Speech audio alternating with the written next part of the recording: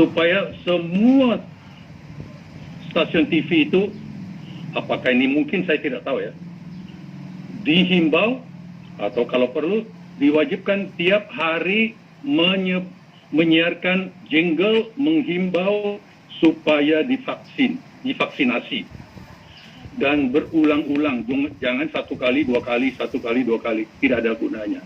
Tapi kalau anggap aja, katakan kepada mereka, nanti pemerintah memberi penghargaan kepada semua stasiun TV yang bersedia menyiarkan itu, berarti itu membantu kepentingan rakyat, kepentingan bersama, kepentingan bangsa. Ini adalah kerja bersama. Kita bangun, kita harus tunjukkan bahwa kita bangun atau jatuh itu bersama, tidak bisa tidak. Jadi ini masih banyak sekali yang harus kita perhatikan. Jadi kembali lagi, saya sayangkan belum bisa mendengar paparan dari Ibu Maria. Saya hanya berikan gambaran. Saya nggak tahu, karena saya pelajari mengenai COVID ini sejak pertengahan Maret. Jadi saya agak mengerti ya. Kebetulan dengan latar belakang medis, saya bisa lebih tahu apa yang terjadi. Ini vaksin ini sekarang, ya kembali tadi saya senang bahwa dikatakan bahwa ini bukan satu-satunya, salah satu cara untuk menghadapinya. Jangan lupa, hari ini di seluruh dunia sudah ada 92 juta yang kena COVID-19. Indonesia sudah 870-an ribu kan. Tapi yang menarik di sini, saya nggak tahu apakah bisa dipergunakan. Kematian oleh COVID-19 itu paling tinggi di Meksiko. Kedua, Iran. Ketiga, Peru, kalau salah. Indonesia nomor 5 bersama-sama dengan Inggris. Jadi ini tinggi sekali, sedangkan seluruh dunia kematian akibat COVID-19 itu setengah dari Indonesia, kira-kira 1,5%. Jadi ini juga segi yang harus disampaikan. Saya belum tahu kenapa di Indonesia, kematiannya begitu banyak akibat COVID.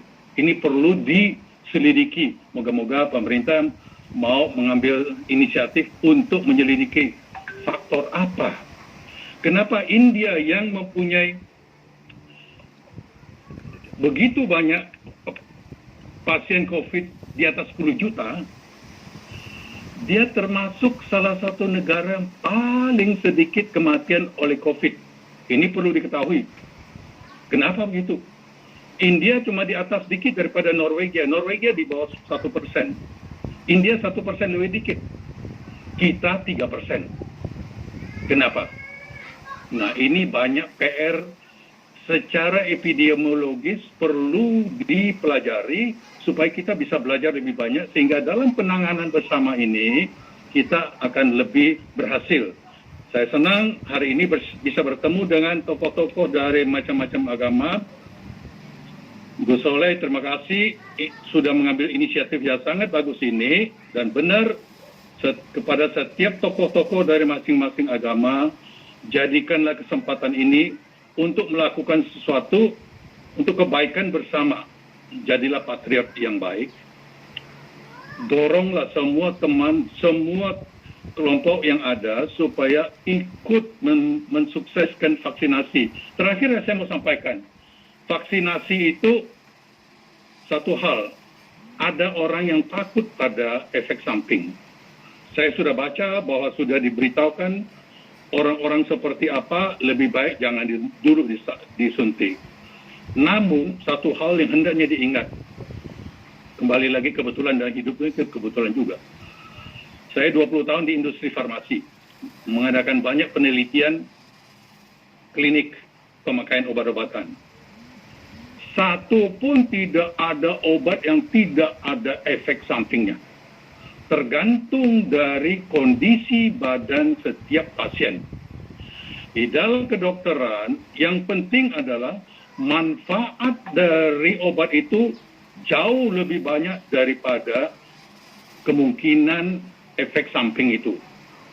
Satu-satunya boleh dikatakan obat yang antara manfaat dan bahayanya hampir sama adalah obat. Dapat meminimalisir penyebaran.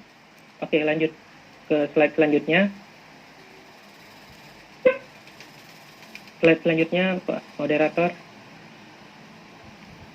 Nah, ini adalah kumpulan berita-berita yang saya ambil dari beberapa sumber media. Yang pertama terkait dengan distribusi vaksin di kawasan Asia Tenggara seperti di Thailand. Kemudian ada Singapura menjadi negara pertama yang masyarakatnya teratur mendengarkan arahan dari pemerintah. Kemudian Vietnam, selanjutnya Malaysia juga sudah diberikan beberapa arahan-arahan dari pemerintahnya kepada masyarakat, dan masyarakatnya alhamdulillah patuh dengan arahan pemerintah. Kemudian Filipina juga 25 juta dosis vaksin Sinovac yang akan masuk.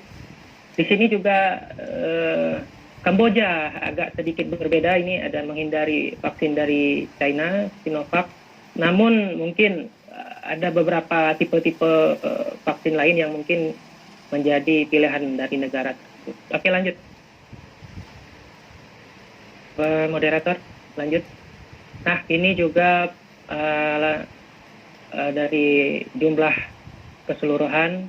Yang sebelah kiri itu adalah jumlah global penyebaran COVID sekarang. Kemudian terakhir di tanggal 13, kalau tidak salah saya, untuk Asia Tenggara, itu Indonesia masih peringkat 1 dengan jumlah total 882.418 kasus. Kasus barunya adalah 12.818. Oke, lanjut, moderator. Mungkin nanti slide-nya bisa saya bagikan buat saudara-saudara semua. Nah, ini distribusi vaksin di Indonesia. Kita peringkat 10 dari jumlah negara global. Kanada peringkat 1. Oke, lanjut. Nah, ini terkait dengan kebijakan dari pemerintah, khususnya BPOM, kemudian MUI, kemudian hari ini NU dan Muhammadiyah sepakat bersama mendukung distribusi distribusi vaksin kepada masyarakat. Ini juga sebuah apresiasi luar biasa kepada lembaga mayoritas yang diikuti oleh umat Islam, MUI, kemudian NU dan Muhammadiyah. Lanjut. Nah, ini dia 3 fatwa yang keluar dari MUI. Itu yang pertama menyatakan vaksin produksi Sinovac dinyatakan halal. Kemudian ada beberapa ahli yang mengatakan juga sudah kredibel dan kompeten, dan layak disebarkan kepada masyarakat seluruh Indonesia secara gratis. Oke, lanjut. Saatnya kita melakukan gotong-gotong dalam hal-hal kecil untuk mengatasi pandemi ini, dan memang menjadi modal utama kita dalam menanggulangi pandemi. Kita tidak bisa lagi kita bekerja sendiri, dan sudah saatnya kita memperkuat komunitas kita. Akhir kata, kami sangat mendukung sekali vaksinasi dan menganggap vaksinasi itu adalah amanah yang harus kita jalankan, dan ini adalah suatu gerakan bela negara juga. Dan kami berharap momentum pandemi ini bukan membuat kita menjadi pesimis, tapi juga kita menjadi momentum untuk meningkatkan lagi, untuk memperkuat 3B, yaitu berbela rasa, berbela bangsa, dan berbela negara. Sekian paparan kami sebagai pemuda Katolik. Ya. Semoga cara ini dan kedepannya dapat memperkuat kita sebagai komunitas. Begitu, kembalikan lagi ke moderator.